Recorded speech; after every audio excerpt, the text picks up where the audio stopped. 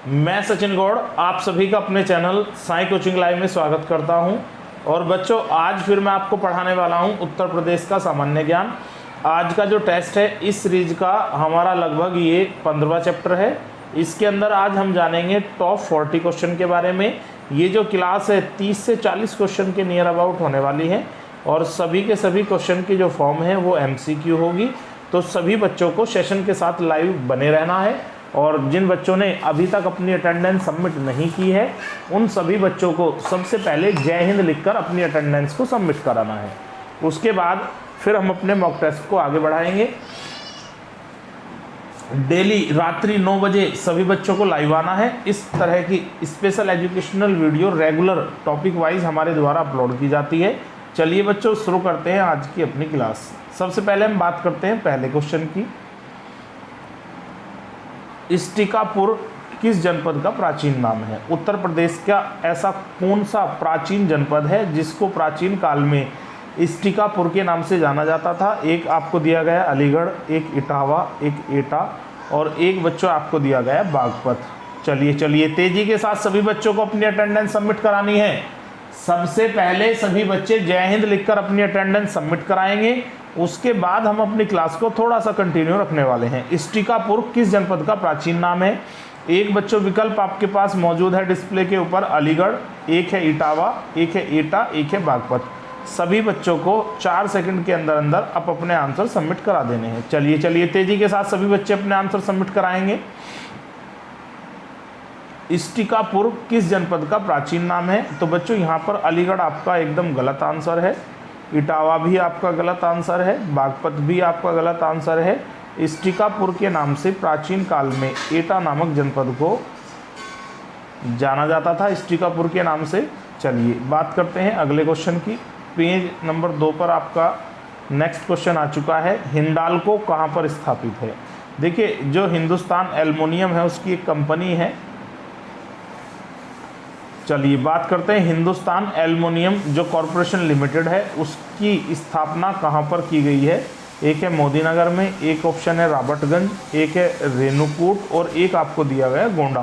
4 अलग अलग स्थान आपको यहाँ पर बताए गए हैं। हिंडाल्को भारत सरकार की एक सरकारी कंपनी है। हिंडाल्को की यदि हम फुल फॉर्म की बात करते हैं तो हिंदुस्तान एल्युमिनियम कॉरपोरेशन लिमिटेड इसकी फुल फॉर्म बनती है। इसका मुख्यालय कहाँ पर है, कहाँ पर इसको स्थापित किया गया है? मोदीनगर, रॉबर्टगंज, रेणुकूट और एक आपको दिया गया गोंडा। चलिए तेजी के साथ सभी बच्चों को अपने आंसर सबमिट कराने हैं। हिंडाल्को कहाँ पर है? चलिए, हिंडाल्को जो कंपनी है भारत सरकार की एल्युमिनियम से रिलेटेड, वह कहाँ पर है? एक विकल्प है मोदीनगर, रॉबर्टगंज, रेणुकूट और गोंडा। तो बच्चों मोदीनगर यहाँ पर आपका बिल्कुल गलत विकल्प है, रेणुकूट भी आपका गलत है, गोंडा भी गलत है। सोनभद्र के अंदर रॉबर्टगंज नाम की एक सिटी पड़ती है। इसी सिटी के अंदर हिंडाल्को को सबसे पहले भारत सरकार के द्वारा स्थापित किया गया था। इसलिए बच्चों हमारा जो विकल्प है वो B सही हो जाता है। अब बात करते हैं आज के क्वेश्चन नंबर 3 की। आधुनिक चित्रकला का प्रारंभ कब से माना जाता है? भारत की जो आधुनिक चित्रकला है तो वह कहाँ से प्रारंभ मानी जाती है? आगे विकल्प पढ़ते हैं बच्चों हम। 1911, 1915, 1917, एक 1920। 4 विकल्प आपके पास मौजूद है। आधुनिक चित्रकला का प्रारंभ कहाँ से माना जाता है? 1911, 1915, 1917, 1920। चलिए तेजी के साथ सभी बच्चे अपने आंसर सबमिट कराएंगे। आधुनिक चित्रकला का प्रारंभ कहाँ से माना जाता है? 1911, 1915, 1917, 1920। 4 विकल्प मौजूद है बच्चों। तेजी के साथ 3 से 4 सेकंड में आप लोगों को अपने आंसर सबमिट करा देने। गला थोड़ा सा ख़राब है, थोड़ी बहुत वॉइस क्वालिटी में आपको एडजस्ट करना पड़ सकता है। तो हम यहाँ पर सही विकल्प की तरफ बढ़ते हैं बच्चों। 1920 आपका गलत है, 1917 भी आपका गलत है, 1915 भी गलत है। आधुनिक चित्रकला का प्रारंभ कौन से सन से माना जाता है? 1911। और आधुनिक चित्रकला का जो फादर है, पिता है, वो किसको माना जाता है? ये क्वेश्चन भी आपसे पूछा जाता है। आधुनिक चित्रकला का पिता किसको माना गया? राजा रवि वर्मा। दोनों ही क्वेश्चन महत्वपूर्ण हैं, ये आपको ध्यान रख लेना है। राजा रवि वर्मा को आधुनिक चित्रकला का पिता माना गया है। और आधुनिक चित्रकला की शुरुआत भारत में कब से मानी जाती है? 1911 से। दोनों क्वेश्चन एक दूसरे से लिंक है, आप लोगों को याद रख लेना है। बच्चों बात करते हैं आज के क्वेश्चन नंबर 4 की। चौथा क्वेश्चन डिस्प्ले पर आई थिंक आ चुका है, और रामगंगा नदी उत्तर प्रदेश के किस जनपद से राज्य में प्रवेश करती है? चलिए, रामगंगा नामक जो नदी है उत्तर प्रदेश में कहाँ से प्रवेश करती है? एक आपको दिया गया है मुरादाबाद, एक दिया गया है बिजनौर, एक दिया गया है कन्नौज, एक दिया गया है फतेहपुर। चलिए चलिए चलिए, तेजी के साथ सभी बच्चों को अब अपने आंसर सबमिट कराने हैं। रामगंगा नदी उत्तर प्रदेश के कौन से जनपद से प्रवेश करती है? मुरादाबाद, बिजनौर, कन्नौज, फतेहपुर। चलिए चलिए चलिए, तेजी के साथ सभी बच्चे अपने आंसर सबमिट कराएंगे। रामगंगा नदी उत्तर प्रदेश में सबसे पहले कौन से जनपद में प्रवेश करती है? 4 विकल्प मौजूद है, मुरादाबाद, बिजनौर, कन्नौज और एक आपको दिया गया फतेहपुर। अरे भाई 3 से 4 सेकंड में सभी बच्चों को अपने आंसर सबमिट कराने हैं। ऐसे बच्चे जो सेशन में लेट आए हैं, सबसे पहले सभी को अपनी अटेंडेंस सबमिट करानी है जय हिंद लिखकर। चलिए बात करते हैं सही विकल्प की। बच्चों यहाँ पर मुरादाबाद आपका पूर्ण रूप से गलत है, कन्नौज भी गलत है, फतेहपुर भी गलत है। यहाँ पर बिजनौर के अंदर रामगंगा सबसे पहले एंट्री करती है, उसके बाद ये फिर आगे बढ़ जाती है यूपी के लिए। रामगंगा सबसे पहले कहाँ पर प्रवेश करती है? बिजनौर में। क्वेश्चन नंबर 4 बहुत ज़्यादा खास होने वाला है, पेपर में आपसे पूछा भी जाएगा। उत्तर प्रदेश में मेहंदी बाग कहाँ पर स्थित है? मेहंदी बाग कहाँ पर स्थित है? एक विकल्प है बच्चों आपके पास ललितपुर, एक है महोबा, एक है इलाहाबाद और एक चौथा दिया गया है झांसी। 4 विकल्प यहाँ पर मौजूद हैं। एकदम सही विकल्प का आप लोगों को चुनाव कर लेना है और राइट आंसर आपको चैट बॉक्स में जाकर सबमिट कराना है। लाइव चैट बॉक्स में जाइएगा और आप अपने आंसर सबमिट कराइएगा सभी बच्चे। मेहंदी बाग कहाँ पर स्थित है? ललितपुर, महोबा, इलाहाबाद और झांसी। चलिए चलिए चलिए, तेजी के साथ सभी बच्चों को अपने आंसर सबमिट कराने हैं। मेहंदी बाग कहाँ पर स्थित है यूपी में? ललितपुर, महोबा, इलाहाबाद, झांसी। चलिए बात करते हैं सही विकल्प की। सही विकल्प देखिएगा बच्चों सभी। पहला विकल्प है ललितपुर, जो कि पूर्ण रूप से गलत है। महोबा भी गलत है, इलाहाबाद भी गलत है, झांसी के अंदर मेहंदी बाग है। ये आप लोगों को ध्यान रख लेना है, इन फ्यूचरली ये चीज़ आपको काम आने वाली है। चलिए बात करते हैं आज के क्वेश्चन नंबर 6 की। चलिए छठा क्वेश्चन बच्चों डिस्प्ले पर आ चुका है। कवि वचन सुधा का प्रकाशन कहाँ से होता है? कवि वचन सुधा एक मैगजीन है, इसका प्रकाशन यूपी में कहाँ से होता है? एक विकल्प है गोरखपुर, एक इलाहाबाद, एक वाराणसी, एक आपको दिया गया कानपुर। चलिए चलिए, तेजी के साथ सभी बच्चों को अपने आंसर सबमिट कराने हैं। कवि वचन सुधा का प्रकाशन कहाँ से होता है? गोरखपुर, इलाहाबाद, वाराणसी, कानपुर। चलिए चलिए, तेजी के साथ सभी बच्चे अपने आंसर सबमिट कराएंगे। आपके पास यहाँ पर बच्चों 4 सेकंड का समय है, उसी के अंदर आप लोगों को अपने आंसर सबमिट करा देने हैं। कवि वचन सुधा का प्रकाशन कहाँ से होता है? एक विकल्प बच्चों आपके पास गोरखपुर है, जो कि पूर्ण रूप से गलत है। इलाहाबाद आपका गलत है, कानपुर भी आपका गलत है। यहाँ पर सही विकल्प यदि हम देखते हैं तो बच्चों वाराणसी है। कवि वचन सुधा का प्रकाशन कहाँ से होता है? वाराणसी से होता है। ये चीज़ आपको ध्यान रख लेनी है, इन फ्यूचरली बहुत ज़्यादा ये आपको काम आने वाली है। चलिए बात करते हैं क्वेश्चन नंबर 7 की।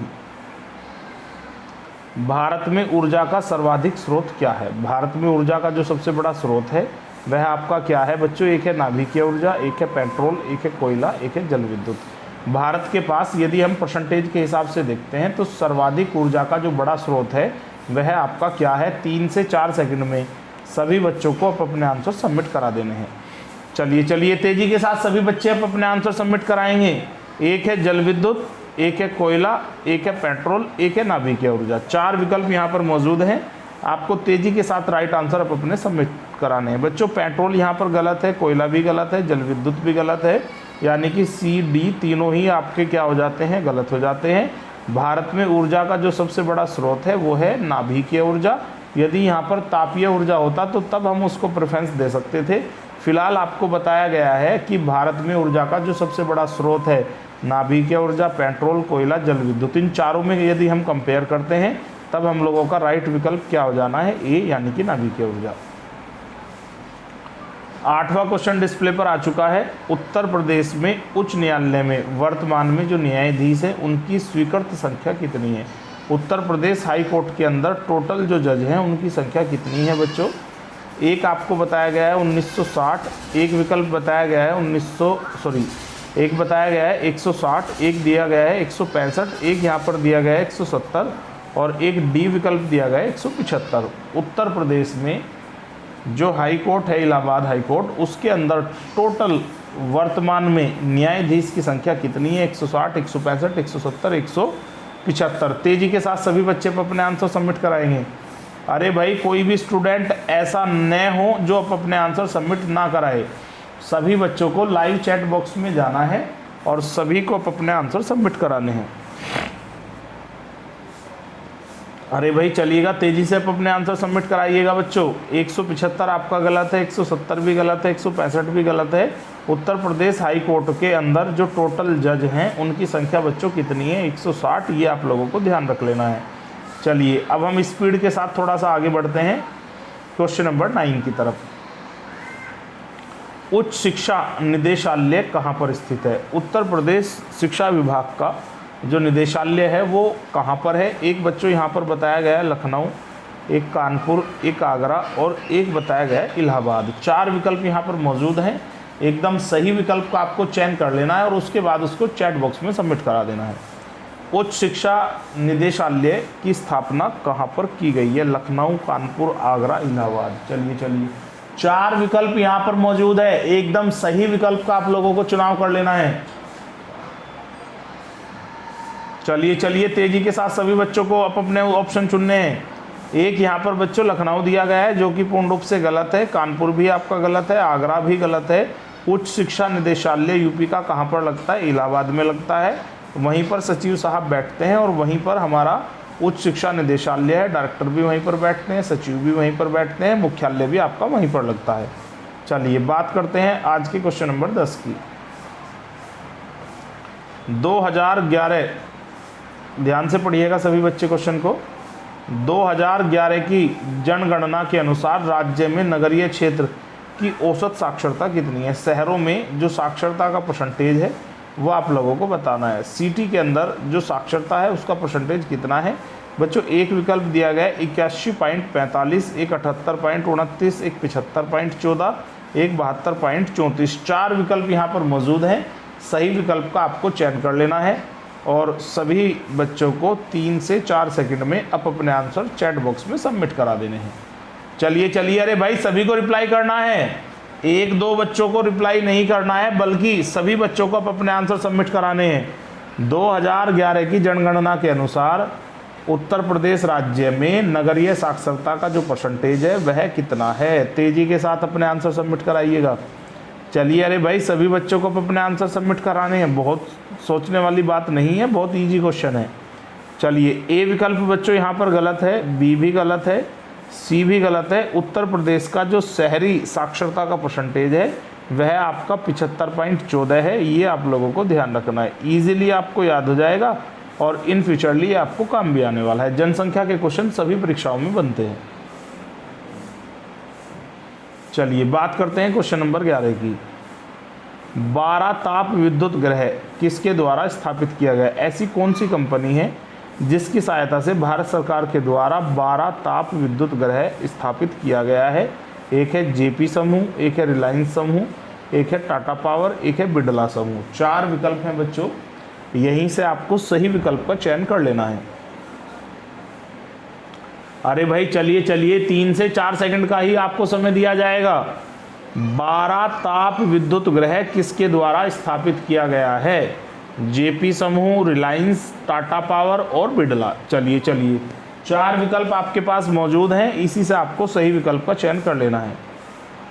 चलिए भाई सभी बच्चों को आंसर देने हैं। बच्चों बिरला समूह यहाँ पर आपका गलत है, टाटा पावर भी आपका गलत है, रिलायंस भी आपका गलत है। यहाँ पर पूर्ण रूप से सही जो होता है वो होता है आपका जेपी समूह। रिलायंस ऑप्शन में होने का मतलब ये नहीं है बच्चों कि आप सब रिलायंस ही जो है आंसर को पेल धरें। तो आपको पहले क्वेश्चन पढ़ना है, उसके बाद आपको आंसर देना है। 12 ताप विद्युत ग्रह किस कंपनी के द्वारा लगाया गया है? जेपी समूह के द्वारा। अगला क्वेश्चन डिस्प्ले पर आ चुका है। आगरा के लाल किले का निर्माण किसके द्वारा कराया जाता है? भारत में लाल किले 2 हैं, एक दिल्ली में है, एक आगरा में है। दिल्ली वाला जो लाल किला है उसका निर्माण शाहजहां के द्वारा कराया जाता है। लेकिन बच्चों यहाँ पर आप लोगों को बताना है आगरा के लाल किले का निर्माण किसके द्वारा कराया गया था? एक विकल्प है अकबर, एक है जहांगीर, एक है शाहजहां, एक है औरंगजेब। चलिए सभी बच्चों को अब अपने आंसर सबमिट कराने हैं। 3 से 4 सेकंड में सभी को अपने आंसर सबमिट करा देने हैं। आगरा के लाल किले का निर्माण किस शासक के द्वारा कराया गया था? अकबर, जहांगीर, शाहजहां और औरंगजेब। 4 विकल्प यहाँ पर मौजूद हैं बच्चों। अगर हम बात करें डी विकल्प की, ये आपका गलत है। सी शाहजहां भी गलत है, बी जहांगीर भी गलत है। आगरा के लाल किले का निर्माण अकबर के द्वारा कराया गया था, जबकि दिल्ली के लाल किले का निर्माण शाहजहां के द्वारा कराया गया था। 2 बातें अलग अलग। दिल्ली का लाल किला आंसर होगा शाहजहां, और आगरा का लाल किला तब आपका आंसर होगा अकबर। चलिए बच्चों, क्वेश्चन नंबर 13 डिस्प्ले पर आ चुका है। क्वेश्चन को पढ़ना है। उत्तर प्रदेश में कृषि उत्पादन मंडी अधिनियम कब लाया गया था? उत्तर प्रदेश में कृषि उत्पादन मंडी अधिनियम सरकार के द्वारा कब लाया गया था? एक विकल्प है 1963, एक विकल्प है 1964, एक विकल्प आपके पास है 1965 और एक डी विकल्प है बच्चों आपके पास 1966। 4 विकल्प यहाँ पर मौजूद हैं, इसी से आपको चयन कर लेना है। उत्तर प्रदेश में कृषि उत्पादन मंडी अधिनियम कब लाया गया था? 1963, 1964, 1965 और 1966। चलिए तेजी के साथ सभी बच्चों को सही विकल्प का चयन कर लेना है। अरे भाई 4 सेकंड से ज़्यादा का समय आप लोगों को नहीं लेना है, उसी के अंदर आपको राइट आंसर सबमिट कराना है। चलिए सही विकल्प की बात करते हैं। बैकग्राउंड नॉइज पर ध्यान मत दीजिएगा, आपको केवल अपने क्वेश्चन से मतलब होना चाहिए। छोटे मोटे बैरियर्स आते रहते हैं। उत्तर प्रदेश में कृषि उत्पादन मंडी अधिनियम कब लाया गया था बच्चों? 1966 यहाँ पर गलत है, 1965 गलत है और 1963 भी गलत है। यहाँ पर पूर्ण रूप से आपका सही होगा 1964। उत्तर प्रदेश में कृषि उत्पादन मंडी अधिनियम भारत सरकार के द्वारा कब लाया गया था? 1964 में लाया गया था। चलिए आगे बढ़ते हैं। टोपरा और मेरठ से जो अशोक स्तंभ थे, उन दोनों को उठाकर दिल्ली कौन लेकर आया था? चलिए टोपरा मेरठ से स्तंभ लेक दिल्ली कौन लाया था? एक विकल्प है अलाउद्दीन खिलजी, एक है फिरोज शाह तुगलक, एक है मोहम्मद गोरी, एक है सिकंदर लोदी। 4 विकल्प मौजूद हैं, आपको सही विकल्प का चयन कर लेना है। टोपरा और मेरठ के अंदर अशोक सम्राट के द्वारा जो स्तंभ लेख लिखवाए गए थे, उनको उखाड़कर दिल्ली में लेकर जाने वाले शासक का नाम क्या है? एक विकल्प है अलाउद्दीन खिलजी, एक फिरोज शाह तुगलक और एक सी है आपका मोहम्मद गोरी और एक डी है सिकंदर लोदी। चलिए तेजी के साथ सभी को अपने आंसर सबमिट कराने हैं। अरे भाई चलिएगा, सभी बच्चे अपने आंसर सबमिट कराएंगे। पहला विकल्प है बच्चों यहाँ पर अलाउद्दीन खिलजी, ये पूर्ण रूप से गलत है। मोहम्मद गोरी भी गलत है, सिकंदर लोदी भी गलत है। फिरोज शाह तुगलक के द्वारा टोपरा और मेरठ के जो अशोक स्तंभ थे, उनको उठाकर कहाँ ले जाया जाता है? दिल्ली, और दिल्ली के अंदर ही उनको गड़वा दिया जाता है। आगे बात करते हैं क्वेश्चन नंबर 15 की। उत्तर प्रदेश में निम्नलिखित में से किस स्थान पर एक नाभिकीय ऊर्जा परियोजना स्थापित की गई है? उत्तर प्रदेश में ऐसा कौन सा स्थान है जहां पर नाभिकीय ऊर्जा परियोजना स्थापित की गई है? एक विकल्प है आपके पास ओबरा, एक है पनकी, एक है नरोरा, एक है हरदुआगंज। 4 विकल्प यहाँ पर मौजूद हैं। तेजी के साथ सभी बच्चों को अपने आंसर सबमिट करा देने हैं। उत्तर प्रदेश में निम्नलिखित में से ऐसा कौन सा स्थान है जहां पर नाभिकीय ऊर्जा परियोजना चलाई जा रही है? क्वेश्चन रिपीटेड है, ऑलरेडी हम एक सेशन के अंदर इसको पढ़ चुके हैं, तो हम यहाँ पर ज़्यादा टाइम नहीं लगाएंगे, सीधे बात करते हैं राइट आंसर की। चलिए, जो बच्चे रिप्लाई नहीं कर रहे हैं सबको अपने आंसर सबमिट कराने हैं।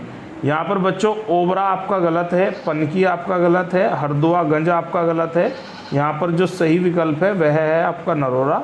और ये क्वेश्चन काफ़ी खास भी है। उत्तर प्रदेश के अंदर जो नाभिकीय ऊर्जा का केंद्र है वो कहाँ पर है? नरोरा। नरोरा कहाँ पर पड़ता है? आपका बुलंदशहर में। 16वां क्वेश्चन बहुत ज़्यादा खास है, अभी हाल फिलहाल की कुछ परीक्षाओं के अंदर इसको पूछा गया है। संकल्प योजना का संबंध किससे है? शिक्षा से, नारी विकास से, रोजगार सृजन से और विकलांग कल्याण से। 4 विकल्प यहाँ पर आपके पास मौजूद हैं। संकल्प योजना का संबंध किससे है? शिक्षा से, नारी विकास से, रोजगार सृजन से और विकलांग कल्याण से।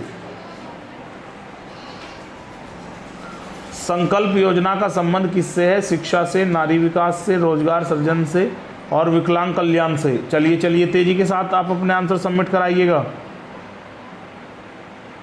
बच्चों ए विकल्प यहाँ पर आपका गलत है, शिक्षा से संकल्प योजना का संबंध नहीं है। नारी शिक्षा या नारी विकास आपका ये भी गलत है। विकलांग कल्याण ये भी आपका गलत है। इसका सीधा सीधा जो डायरेक्ट संबंध है वह है रोजगार सृजन से।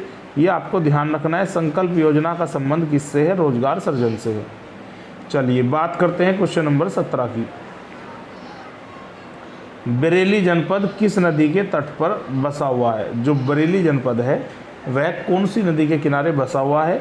एक है आपका रामगंगा, एक है गोमती, एक है गंगा, एक है घाघरा नदी। चारों ही नदी यूपी की हैं, लेकिन फिलहाल आपको ये बताना है कि बरेली जनपद निम्नलिखित में से कौन सी नदी के किनारे बसा हुआ है? रामगंगा, गोमती, गंगा और घाघरा। चलिए चलिए तेजी के साथ सभी लोगों को अपने आंसर सबमिट कराने हैं। मैक्सिमम आपको 4 सेकंड लगानी है, उसी के अंदर आपको अपने आंसर सबमिट करा देने हैं। चलिए आपका टाइम लगभग कंप्लीट हो चुका है। बात करते हैं सीधे सही विकल्प की। बरेली जनपद कौन सी नदी के किनारे बसा हुआ है? घाघरा बिल्कुल गलत है, अयोध्या बसा हुआ है। गंगा के किनारे तो कई सिटी हैं, ये आपका गलत है। गोमती के किनारे लखनऊ है, ये भी आपका गलत है। रामगंगा के किनारे बसी हुई जो यूपी की फेमस सिटी है उसका नाम है बरेली। ये आप लोगों को अपने माइंड में फीड कर लेना है, इम्पोर्टेंट क्वेश्चन है बहुत ज़्यादा। बरेली जनपद किस नदी के किनारे बसा हुआ है? तब आपको बताना है रामगंगा। हिंदुस्तानी अकेडमी जिसे भारतीय भाषाओं की रक्षा तथा विकास हेतु स्थापित किया गया है, यह कहाँ पर स्थित है? क्वेश्चन दोबारा से पढ़िएगा ध्यान से। एक एकेडमी है, नाम है हिंदुस्तानी अकेडमी, जिसे भारतीय भाषाओं की रक्षा तथा विकास के लिए स्थापित किया गया है, वह कहाँ पर है? एक विकल्प है आगरा, एक है इलाहाबाद, एक है लखनऊ, एक आपका वाराणसी। चलिए चलिए 3 से 4 सेकंड में सभी बच्चे अपने आंसर सबमिट कराएंगे। हिंदुस्तानी अकेडमी जिसे भारतीय भाषाओं की रक्षा तथा विकास हेतु स्थापित किया गया था, वह कहाँ पर स्थित है? बच्चों एक विकल्प आपके पास है आगरा, एक इलाहाबाद, एक लखनऊ, एक आपको दिया गया वाराणसी। अरे भाई बहुत ज़्यादा टाइम नहीं लगाना है, सभी बच्चों को अपना राइट ऑप्शन सबमिट कराना है।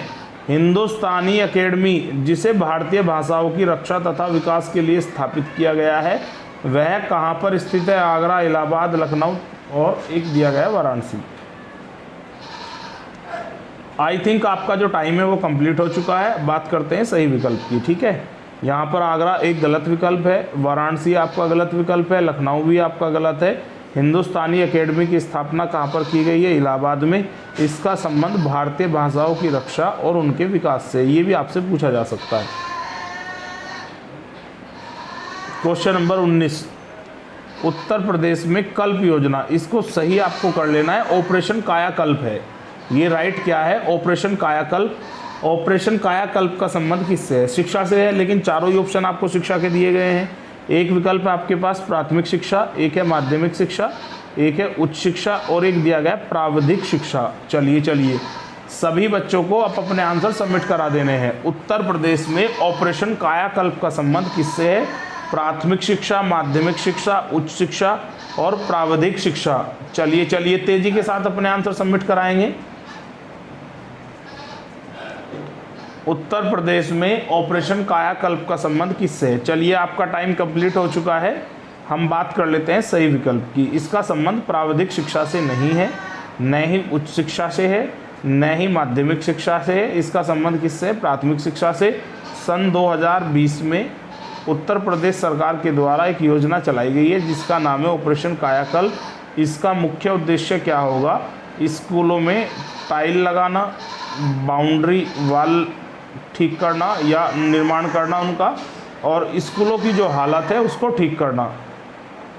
चलिए राइट आंसर आई थिंक आपको पता लग गया होगा। इसका संबंध किससे है? केवल प्राथमिक शिक्षा से है, ना कि माध्यमिक, उच्च और प्राविधिक से।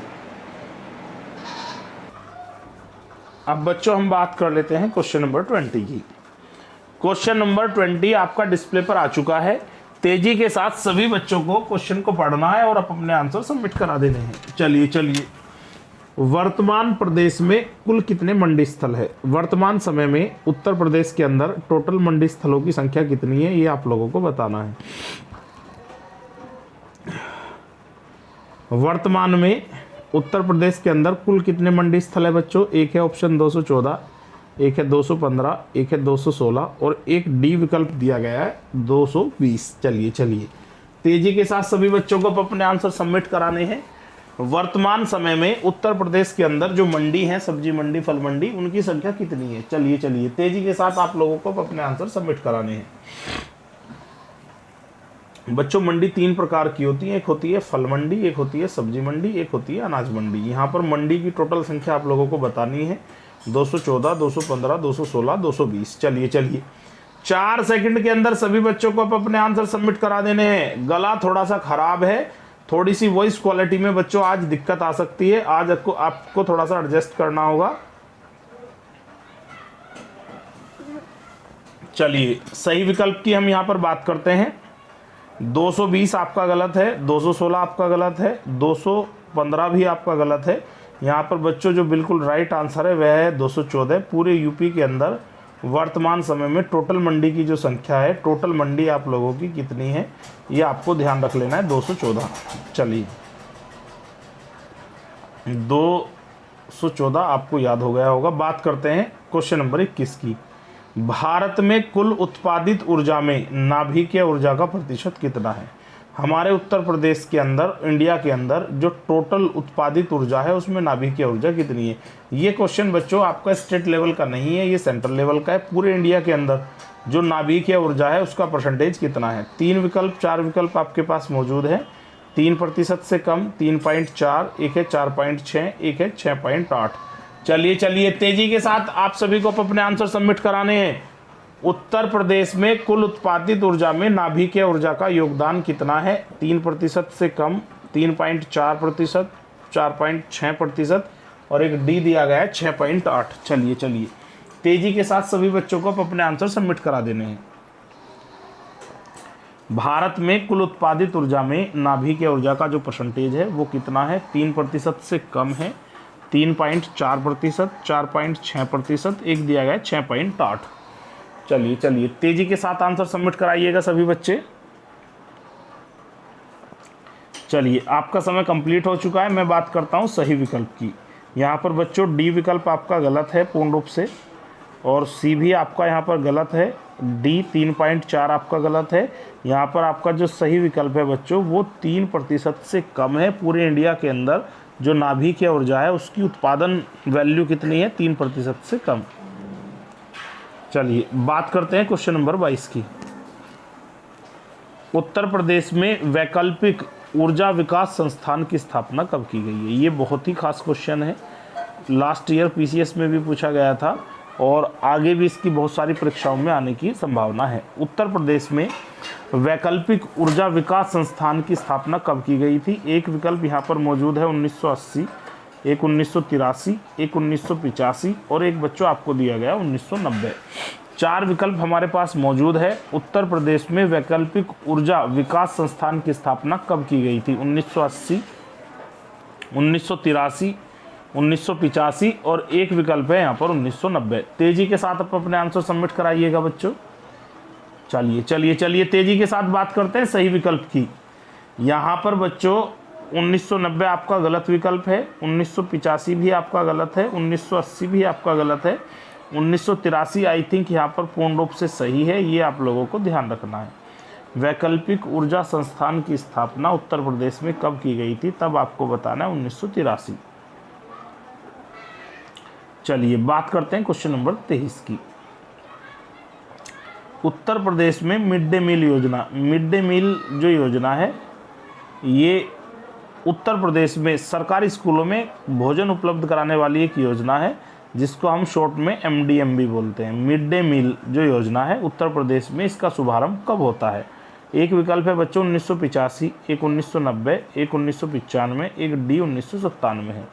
उत्तर प्रदेश के अंदर मिड डे मील योजना का प्रारंभ कब किया जाता है? 1985, 1990, 1995, 1997। अरे भाई तेजी के साथ रिप्लाई कीजिएगा। इस तरीके से सभी बच्चों को बिल्कुल आलकस नहीं करना है। मुझे थोड़ी सी गले में प्रॉब्लम है जिसकी वजह से मैं थोड़ा तेज़ नहीं बोल पा रहा हूँ, लेकिन आई थिंक आप लोगों को मेरी आवाज़ सही से सुन रही होगी। आपको थोड़ा सा सपोर्ट करना है और तेज़ी के साथ चैट बॉक्स में जाइएगा, आप अपने आंसर सबमिट कराइएगा। चलिए, पहला विकल्प बच्चों यहाँ पर है 1985, ये आपका पूर्ण रूप से गलत है। 1990 भी आपका गलत है। 1997 भी आपका गलत है। मिड डे मील योजना को उत्तर प्रदेश सरकार के द्वारा कब लागू किया जाता है यूपी के अंदर? 1995। चलिए बात कीजिएगा क्वेश्चन नंबर 24 की। उत्तर प्रदेश में राज्य योजना आयोग का गठन कब होता है? ये बहुत ही खास क्वेश्चन है। उत्तर प्रदेश में राज्य योजना आयोग का गठन कब होता है? ये बहुत डिमांडेड क्वेश्चन है, तेजी के साथ सभी बच्चों को पढ़ना है। एक विकल्प 1970 है, एक 1971, एक 1973, एक आपको दिया गया 1975। तेजी के साथ पढ़िएगा। आपके पास 4 विकल्प है। राज्य योजना आयोग का गठन कब हुआ? 1970, 1971, 1973 और डी विकल्प यहाँ पर मौजूद है 1975। 3 से 4 सेकंड में आप लोगों को अपने आंसर सबमिट करा देने हैं। आपके पास बच्चों यहाँ पर जो समय था वो था 4 सेकंड, आपका कंप्लीट हो चुका है।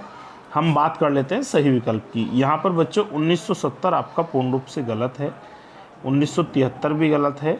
1975 भी गलत है। उत्तर प्रदेश में राज्य योजना आयोग का गठन कब किया गया था? तब आपको बताना 1971, यही आपका राइट विकल्प है। ये आपको अच्छे से याद रख लेना है, ठीक है। चलिए बात करते हैं क्वेश्चन नंबर 25 की। राजकीय पुरातत्व संग्रहालय निम्नलिखित में से कहाँ स्थित है? राजकीय यानी कि स्टेट लेवल का, पुरातत्व यानी कि खुदाई वाला। राजकीय पुरातत्व संग्रहालय यूपी में कहाँ पर स्थित है? एक विकल्प है आपके पास मेरठ, एक है फर्रुखाबाद, एक है वाराणसी, एक बच्चों डी दिया गया है इलाहाबाद। चलिए तेजी के साथ सभी बच्चों को अपने आंसर सबमिट कराने हैं। राजकीय पुरातत्व संग्रहालय यूपी में कहाँ पर स्थित है? चलिए तेजी के साथ सभी बच्चों को अपना आंसर सबमिट कराना है। राजकीय पुरातत्व संग्रहालय यूपी में कहाँ है? 3 से 4 सेकंड का समय था, आप लोगों का निकल चुका है। बात कर लेते हैं हम सही विकल्प की। तो बच्चों ए विकल्प यहाँ पर पूर्ण रूप से गलत है। डी विकल्प इलाहाबाद भी गलत है। सी वाराणसी भी गलत है। राजकीय पुरातत्व संग्रहालय कहाँ पर स्थापित किया गया है? फर्रुखाबाद, उत्तर प्रदेश में। ये आप लोगों को ध्यान रख लेना है। बात करते हैं क्वेश्चन नंबर 26 की। वर्तमान में उत्तर प्रदेश में कितने राजकीय आश्रम पद्धति विद्यालय संचालित है? आश्रम पद्धति पर चलने वाले राजकीय विद्यालयों की संख्या कितनी है पूरे उत्तर प्रदेश के अंदर? एक विकल्प है बच्चों यहाँ पर 77, एक है 75, एक फिर सी दिया गया है 77 और एक आपको दिया गया है 65। चलिए तेजी के साथ सभी बच्चों को अपने आंसर सबमिट कराने हैं। बहुत सारा समय नहीं लगाना है। उत्तर प्रदेश में आश्रम पद्धति पर चलने वाले टोटल विद्यालयों की संख्या कितनी है बच्चों? 65 आपका गलत है, 75 भी गलत है। पूर्ण रूप से जो सही विकल्प है वो आपका 77 है। पूरे यूपी के अंदर जो टोटल राजकीय आश्रम पद्धति पर चलने वाले विद्यालय हैं उनकी संख्या कितनी है? 77। चलिएगा बात करते हैं क्वेश्चन नंबर 27 की। 27 बच्चों बोर्ड पर आ चुका है। वे राष्ट्रीय नेता कौन थे जो 1925 में सेंट्रल लेजिस्लेटिव असेंबली के अध्यक्ष निर्वाचित हुए थे? एक तरह की आप विधानसभा बोल सकते हो। वे राष्ट्रीय नेता कौन से थे जो 1925 में सेंट्रल लेजिस्लेटिव विधानसभा यानी कि असेंबली के अध्यक्ष निर्वाचित हुए थे? एक विकल्प है आपके पास मोतीलाल नेहरू, एक है चित्तरंजन दास, एक है सरदार वल्लभ भाई पटेल, एक है आपके पास विट्ठल भाई पटेल। चलिए तेजी के साथ सभी लोगों को अपने आंसर सबमिट करा देने हैं। वे राष्ट्रीय नेता कौन थे 1925 में जिनको सेंट्रल लेजिस्लेटिव असेंबली के अध्यक्ष के रूप में निर्वाचित किया गया था? उस समय इसको सेंट्रल लेजिस्लेटिव असेंबली बोला जाता था। इसको आप केंद्र विधानसभा से तुलना कर सकते हो या फिर केंद्र लोकसभा से आप इसको कंपेयर कर सकते हैं। चलिए बात करते हैं सही विकल्प की बच्चों। मोतीलाल नेहरू यहाँ पर गलत है। चित्तरंजन दास भी गलत है। वल्लभ भाई पटेल भी आपका गलत है।